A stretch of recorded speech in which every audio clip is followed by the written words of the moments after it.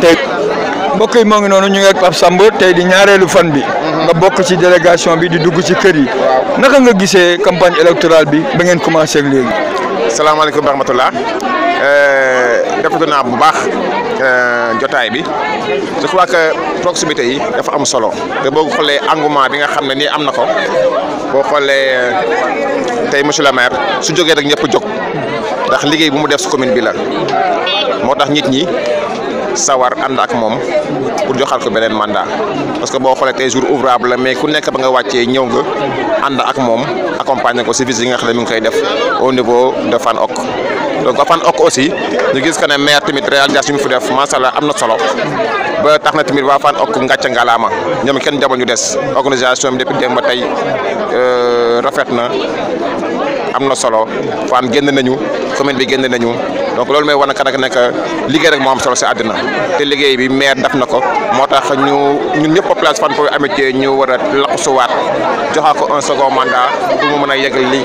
mébét yi nga xam ne am na ko pour biir commune bi. jërëjëf ñu ngi lay sant di la gërëm. merci beaucoup jërëjëf Malick kontaan nañ trop yow it sa liggéey rafet na ñu ngi lay suivre bu baax di ñaan yàlla aussi liggéey bi jëm kanam mu gën a nekk nag kii bu gën a mag télé bu gën a mag nga am télé ak lépp daal ba nga xam ne tey jii fi nekkoo dégg fu nekk si àdduna bi. jërëjëf merci beaucoup. Open TV Malick Fawade TV Open TV ak Malick Fawade TV ñooy ànd di liggéey bu baax a baax ñu ñëw si Seydina Ousmane ba seen waxtaan ak moom rek pare ngi nii borom Fann. Vérinde Dakar moom wax dëgg yàlla ku nu war a dooleel la maag Open TV Cheikh ñu ngi lay Papi ñu ngi lay ziar. delloo ziar sëñ bi delloo ziar. noo gisee campagne bi ak élection yi ñu jëm ak la candidat coalition Yewwi Askan Wi. sant yàlla alhamdulilah rek ak élection yi ñu jëm nii ñu ngi koy dëtmal rek di ñaan yàlla ñu commencé ak si bisimilah rahmaani rahim jeexal ko si alhamdulilah rabil alamin waaye Yewwi Askan Wi moom defuñu lu dul puus nañ puus mu jëm ci kanam a kanam rek waaw incha allah rabi day gën a baax. borom Vérinde Dakar moo doon yëkkati ay kàddu noonu macha allah. waaw soxna si ñu ngi lay nuyu. ñu ngi lay ziar. yaa ngi si Open TV ak Fawade TV ñu lay laaj ñoo gisee campagne électorale bi ak coalition Yewwi Askan Wi ak seen candidat. ni ma ko gisee sama càmmiñ sama góor sama baay Fall di ko ñaanal fauteuil bu nooy bi encore rek tu sagal jigéen sagal commune am moo ñu teree dof de. kii Baye Fall bi moo ñu teree dof de. dof bi lu ko indil foofu. moo ñu tax a xam mairie. jeunes yi moo leen tax a xam lan mooy salaire chômeur amatul si commune bi femmes yi gis si seen bopp kuy may ñaanal daal dama ñaanal sama Baye Fall bi fauteuil bu nooy ca kaw ca kanam waaw man daal xaw ma kenn sama Baye Fall bi laa xam ku ñu sagal ki tax ñu tëj suñuy kër topp ko waaw daal moom rek. sant di la gërëm. waaw kay. mbokk yi waaw loolu leer na mbokk yi ñu ngi ak soxna Mouna Islam fii ci Fann Hock ñu laaj rek nan nga gisee campagne électorale bi mu commencé ak léegi. waaw asalaamaaleykum maa leen di nuyu yéen ñëpp di wax sant yàlla rek parce que campagne bi ubbi nañ ko si bisimilahi rahmaani rahim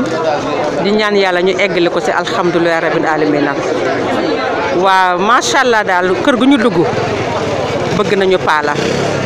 parce que lu nee na luñ la fàng kenn du ko jeex ay réalisation rek wane na lépp. man sama yaram day daw sax parce que des fois mairie dañ koy ñaanal bay jooy man gis naa ñu koy ñaanal paala bay jooy kon loolu doy na sant yàlla ndax maire buy liggéey moo neex a àndal ndax kiy demandé waat mandat day fekk premier mandat mu am lu mu def te macha allah liggéey na ko fi Fann xale yi kontaan nañu mag ñi kontaan nañu ay réalisation nag bu ma koy wax fii du jeex te xam naa ne yéen amu leen boobu jot mais xanaa ma jungi si tuuti rek ba si daaray Ousmane Aline Faye bi baraak la woon bu doon senn bu nawet jotee ñu ñëpp dañuy téye suñuy doom macha allah bu mu dikkee la ko def R+1 tabax ko def poste de santé barki dem la si def valeur u 26 millions si médicament macha allah jigéen ñi wër bu wonee lool premier mois ba ni muy accoucher du jënd ordonnance mu de tabax nag martedi si kaw ut sage-femme def fa mu fay fanaan macha allah defar ay bus yoo xam ne xale yi dañ leen di yóbbu aller retour fourniture xale yi bu école ubbee benn parent du jënd fourniture teral nag jigéen ñi macha allah kon nag boobu bii maire kenn du ko changé li ñuy wax mooy suñu slogan un bon maire on ne la change pas te on a un très bon maire dañ koy joxaat nag deuxième mandat mu eggali liggéeyam ndax ñun xam nañu ki ñu am kan la Baye Fall bi dafa liggéeyal Fann liggéeyal commune am ànd ak nag waa Yewwi Askan Wi ñu def ko nag mu nekk seen candidat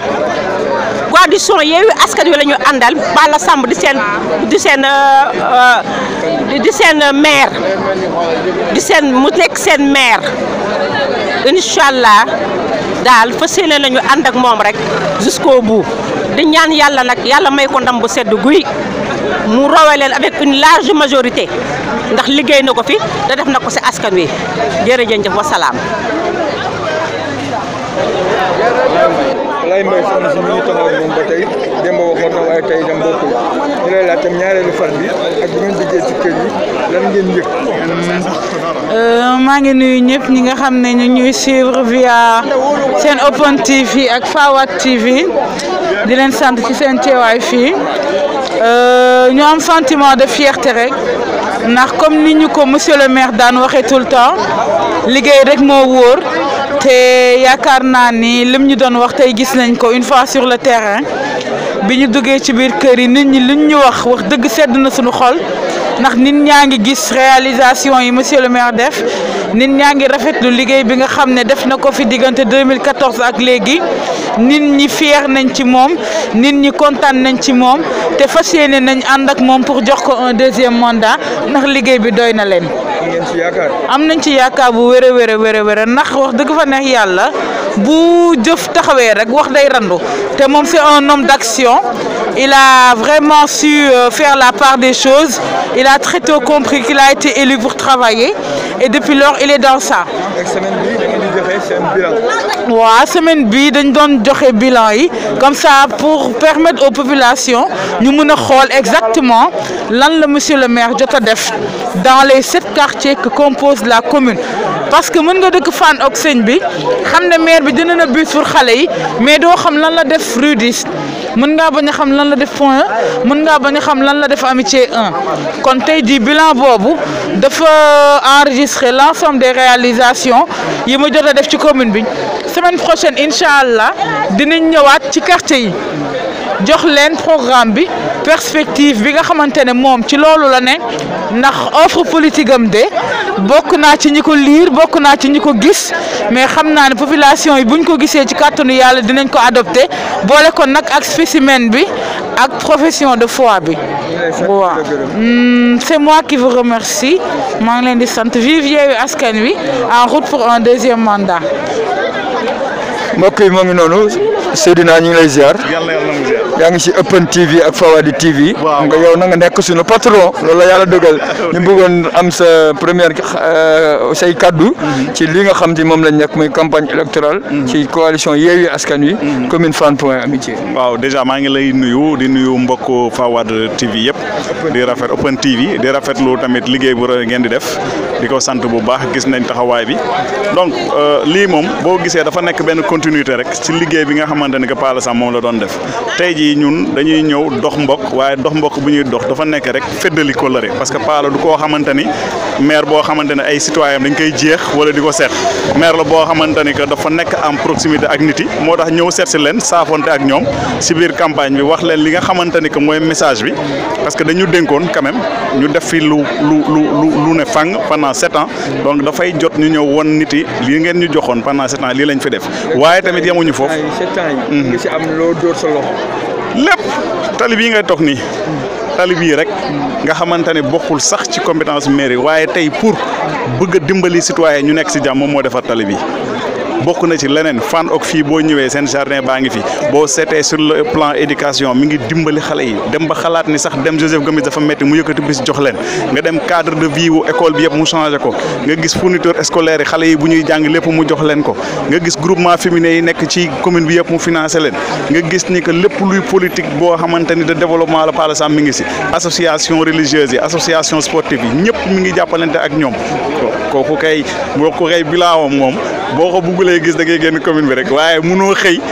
dëgg sokki ñetti jéego ci biir commune bi te gisoo laaloo wala déggoo wala jëflante ak lu fi Palla Samba def. sant di la gërëm jërëjëf jërëjëf.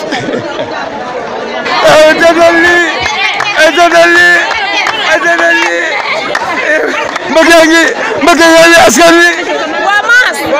waaw ñu ngi nii de si campagne bi. waaye instant bi moom lépp a neex na moom. bis ba jot rek affaire yi leer nañ. incha allah rabbi te day am xoolal bii rek 2 bi rek 2 bi rek.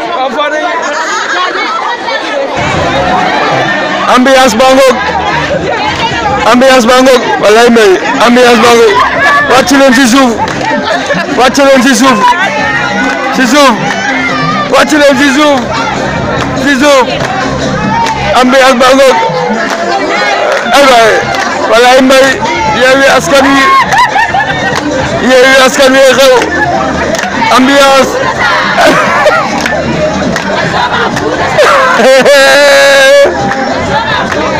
seetal loolu waaye Yewwi Askan Wi neex 72 heures Fann ok commune Fann Point Amitié Fann amee 72 heures am yi dem ba tey ak suba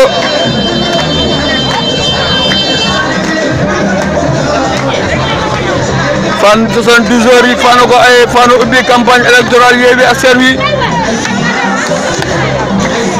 dimanche lundi mardi yéen a ko gisandoo noonu ambiance lañ leen di may tuuti ñu ngi leen di may ambiance tuuti walay mbay Open TV ànd ak Malick Fawad TV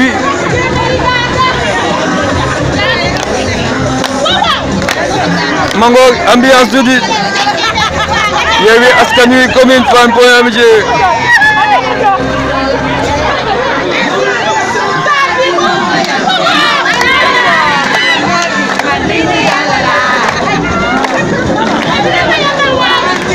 mbokk yi maa ngi noonu ambiance sunu yaay yaa ngi yëngal fan de waaw yaa ngi yëngal de. kontaan rek Palla rek waaw Palla rek ca kaw sa kanam. Serigne Touba waaye Fallou Cheikh la Fall bii ca kaw ca kanam rek ci lu baax macha allah.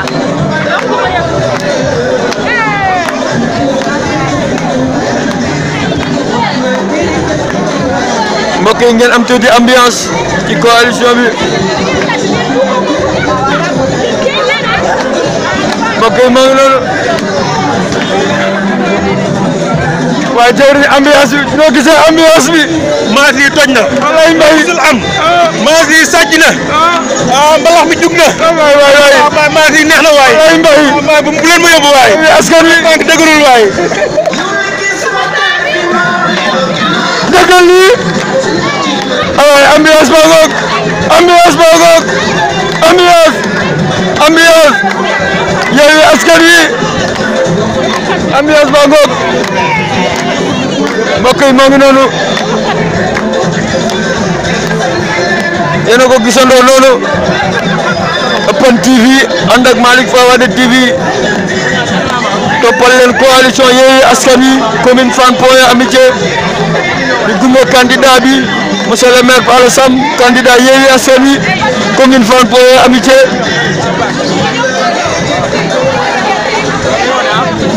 ngeen di am ambiance noonu Fann moom ñetti fan yi dimanche lundi mardi 72 heures bu Fann ok moo ubbi mbay solo baa ngi ñeent ci kaw oo solo baa ngi noo gisee campagne bi bëggee noo gisee campagne bi waaw mais campagne bi neex na wax dëgg yàlla di ñaan yàlla may ñu ndam rek le 23 incha allah waa gis nga noonu la demee merci ma ngoog ñeent ci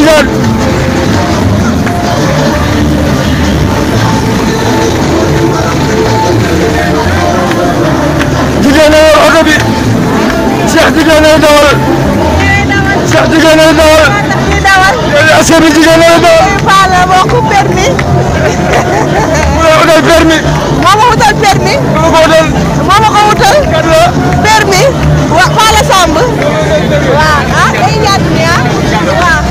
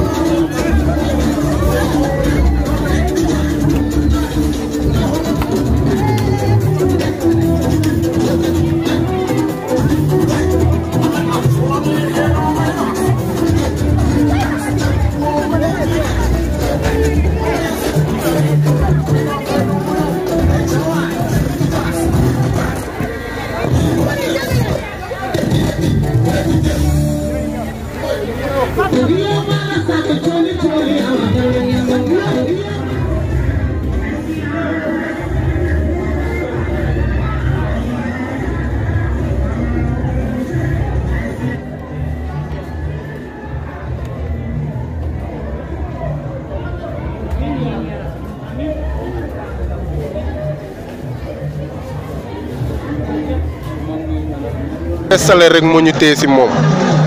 xam nga parce que moo nañ fi bàyyi salaire bi dem wuti leneen mais defuñu ko ñun xam nga dañ ko bëgg ndax xam nga lu tax ñu bëgg ko réalisation yi mu def ba pare taux de chômage bi zone bee xam nañ ni mu demee woon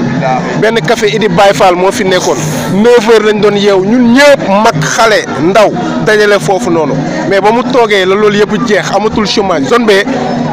ñëppay liggéey amatul chômage gàcce ngaalaa moom quoi te ñu ngi ñaan deuxième mandat ñëpp def nañ ñu rafet waaw ñu classé woon ay mooy loolu ñoo xam ne ay tekkuñu dara léegi lu mu dee ñu ngi faj buumu gàcce quoi même bu fekkee benn moo bu ndaw buumu gàcce xam nga ñu ngi ñaan yàlla na xam nga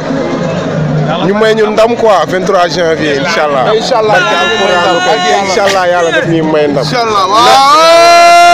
leneen lu ma ciy doole mooy gis nga booy bi lu muy wax noonu mooy taux de chômage bi loolu moo ci gën a am solo zone bay booy fu mu nekk nii xale yëpp fu mu nekk nii wallahi azim ku nekk yaa nga am loo xam ne loolu da nga koy def te loolu maire moo ko génne zone B mais donc tim aussi dañ koy sant bu baax a baax tim aussi wallahi azim te yàlla dinañ defal ndam te yàlla dina ko def incha allah ñun amuñ leen lu ñuy ragal ñun Fall ay waga lañ wallahi azim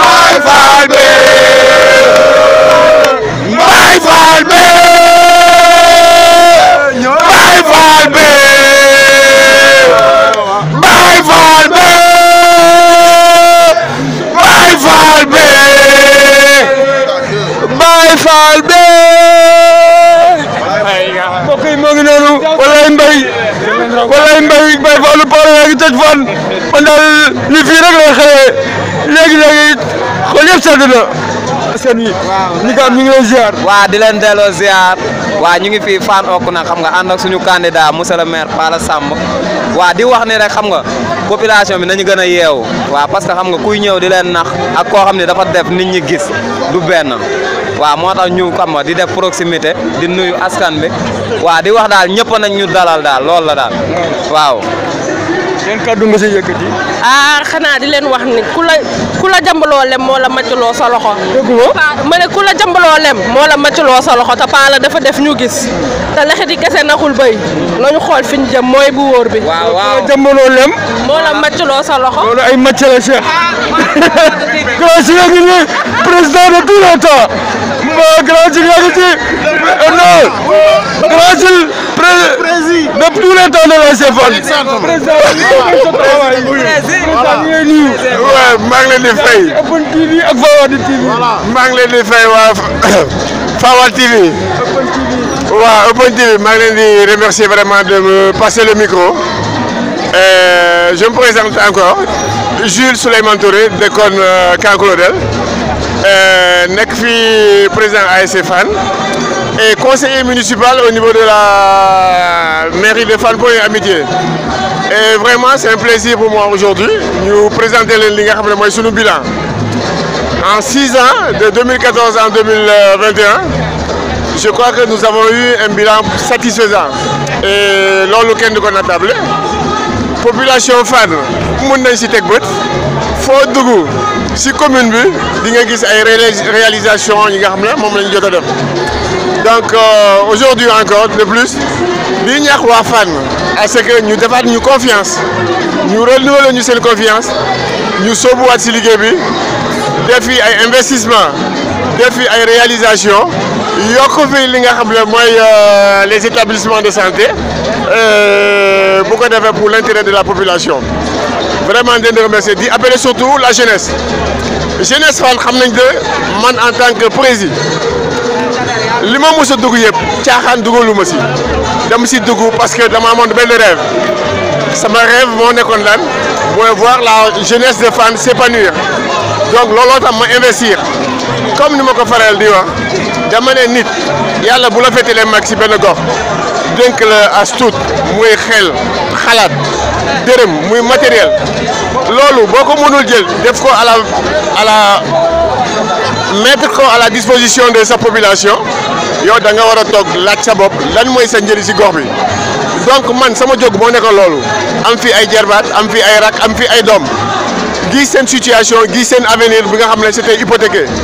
donc ma investir pour apporter li nga xam ne moom laa jot a am si sama formation moom laa am si sama cursus moom laa am si sama liggéey ak ay tubaab dans l'armée française je dis que loolu waroon naa ko mën a indi sama quartier et je l'ai fait j'ai essayé tant mieux mais malheureusement aujourd'hui les choses sont ce qu'elles sont yàlla def na que bon nekkatuma fi mais xol baa ngi fi man xaw ma feneen fu dul Fann ku fi def 30 ans si gox bi je crois que si gox bi nga bokk donc di ñëwaat une fois encore sur le terrain di ñaax la jeunesse de Fann bu leen weccoo ki nga xam ne mooy seen conseil en la personne de Badjong en la personne de Souleymane Touré en la personne de Pala bu leen weccoo ak keneen bu leen weccoo seen maire au profit de n'importe quel aventurier Pala si gox bi la juddu Pala si gox bi la màgge Pala xam na li gox bi soxla donc nit bu jógee fële pour des raisons politiques man j'ai dit que c'est une honte aujourd'hui ngeen fal beneen maire ku dul Pala si biir gox bi vous savez bien de qui je veux parler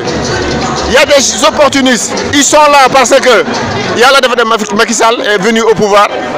alors il se retrouve au niveau de la commune Fann Point Amitié mais ñooñu ils méritent pas votre carte ñooñu boo leen falee c'est une injure à la population de Fann par là il a prouvé ce qu'il a prouvé ñun en tant que conseiller ay doomu Fann nekk conseiller si ginnaaw Fann ñun ñoo liggéeyandoo ak Pala mun nañ taxaw si kanam caméra te wax leen les réalisations yi fi Pala def yéen sax est-ce que soxla ñu koy wax yéen a ngi siy teg bët donc maintenant moi je dis que en tant que Fannois, j'appelle la population de Fann à voter pour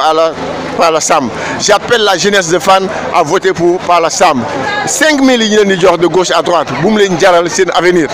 Nous avons des ambitions pour vous. Vous savez que man personnellement daw ma si ginnaaw ni ndax xaalis daw ma si ginnaaw ni ndax poste lu may def li ma am au contraire maa koy jël pour def ko pour servir li nga xam ne mooy sama jeunesse. Aujourd'hui di woote une fois encore jeunesse de Fann ralliez-vous derrière ki nga xam ne mooy Pala Samb tey jii et l'avenir ne nous présentera que quelque chose de meilleur. Je vous remercie. Merci beaucoup. jërëjëf moo ngi noonu grand Souleymane Touré moo ngi noonu mbokk yi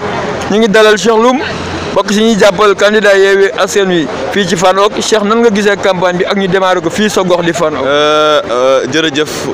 waa Malick Fawad TV jërëjëf waa Open TV ñi nga xam ne ni tey ba ñu commencé ba léegi yéen nga ànd ak ñun tey contentement la ñu am ba ñu duggee fii biir Fann ndax Fann tey suñu xel mën naa ñu wax ne dal na ndax kër gu ñu dugg dañ naa ñu jaru ngeen sax dugg ndax li ngeen def c'est concret donc sant yàlla bu baax a baax lu ñu naan liggéey rek moom solo tey soxlootuñu tey nit ñi dañuy xam wala ñuy promettre nit ñi dara tey ñun tey fu ñu dugg c'est grâce à notre réalisation moo tax ñu ñëw fa dugg donc maire tey def na fi loo xam ne ni tey am nañ yaakaar ne dina amaat deuxième mandat bu sedd guy incha allah kontaan nañ bu baax a baax population bi kontaan na ñëpp satisfait di ñaan rek yàlla bañ a xeeb dolli ñu jëlaat mairie bi ci barkeeg Nabi Moustapha voilà mu nekk ñu jig ñu ñëpp te ñëpp fekke ko incha allah kontaan nañ bu baax a baax. am ngeen yaakaar ci bilan bi. weesu nañ ko parce que tamit kër goo dugg tey danaan la maire kanaa nga gumba rek mooy tax gisoo réalisation mais boo xëyee ba ngoon jot rawatina Fann da nga jaar ci loo xam ne maire liggéey na ko donc contentement la kontaan bu baax a baax. ñu ngi lay sant di la gërëm. merci beaucoup jërëjëf Mamas jërëjëf merci beaucoup.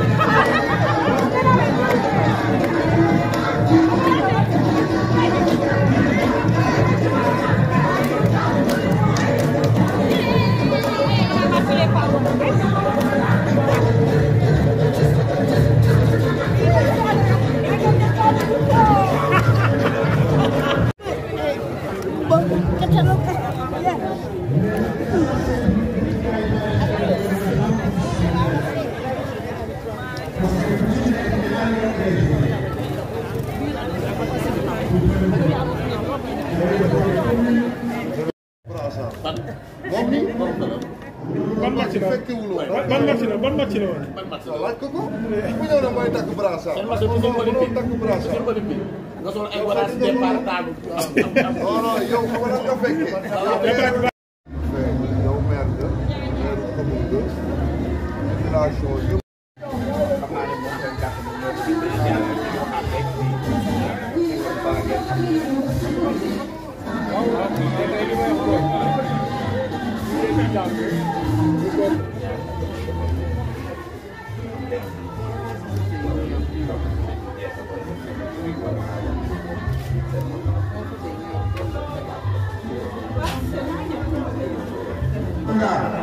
gaay wuyu